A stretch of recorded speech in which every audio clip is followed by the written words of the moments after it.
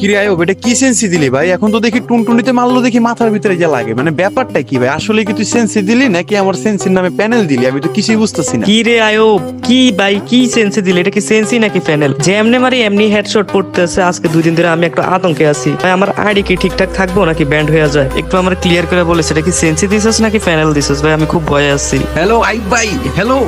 আরে ভাই কি সেন্সে দিলে এরা ভাই, মানে আমার পুরা মাথা নষ্ট ভাই। কি মানে গুলি করার আগে মনে হচ্ছে হেডের মধ্যে ইনব্লক চলে যায় ভাই।